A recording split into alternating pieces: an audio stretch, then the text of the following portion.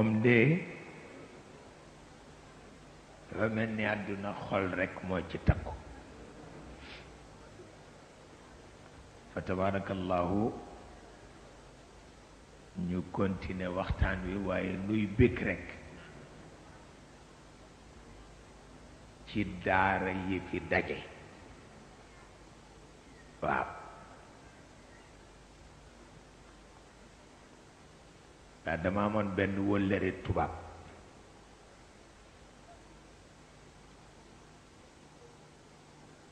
ku am àlluwa la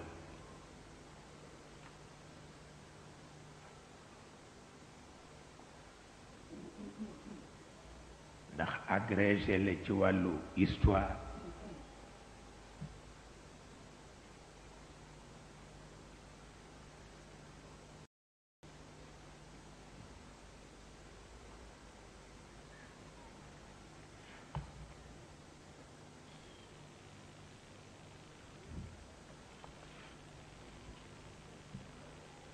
agrégé la ci wàllu histoire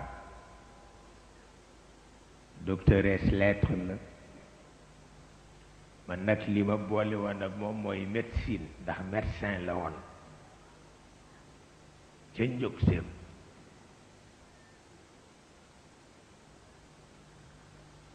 léegi professeur la ca Sorbonne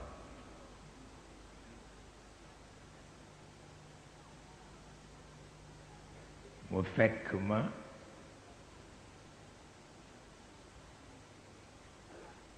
ci waxtaanu critiquer sëriñ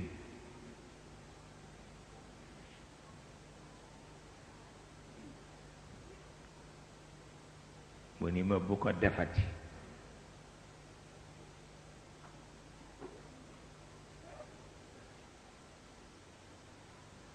ma ni ko lu tax mu ni ma su ngeen demee ba ca kanam di ngeen xam ni politicien taniwul sëriñ waaw ma xam ni ndeke xeeb sa cër mooy tax ngay naw ku jaru la naw waaw ba tax na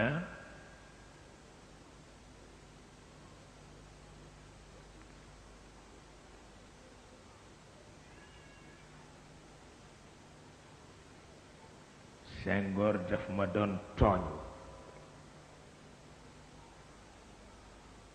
yónni Doudou Gueye médecin ci man ni ko waxal Cheikh ni ko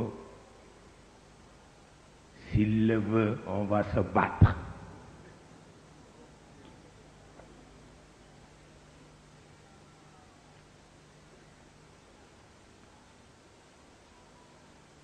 booba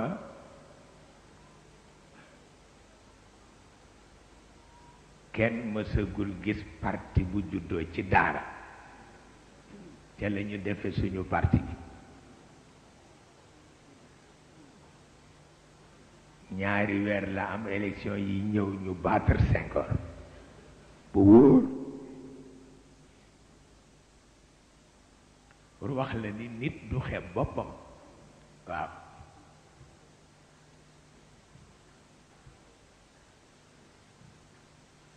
mais itam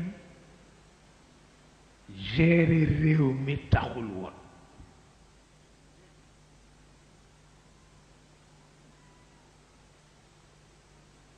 ndax ñu gérer le réew moo gën nga gérer réew amul werante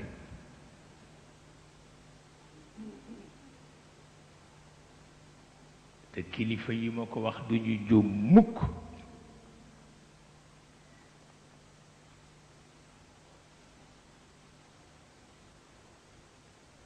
ba ñu ne sàcc nañu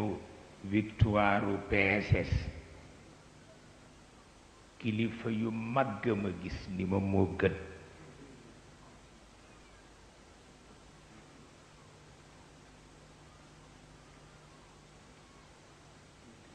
ni ma ndax réew mu tubaab bàyyi bees ku ko géré bu njëlbéen ga neexee it mujj ga du neex.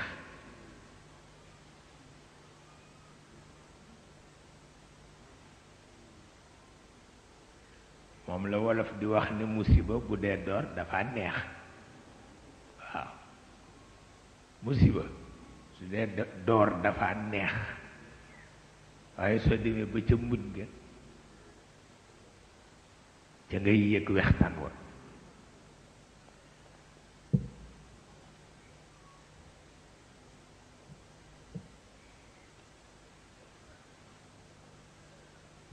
bu ko defee li ñu doon wax léegi mooy rekk yàlla sañ-sañam mooy wone ni nekkam lu war la. doomu aadama ñàkk sañ-sañam mooy wone ni nekkam dafa dagan rek.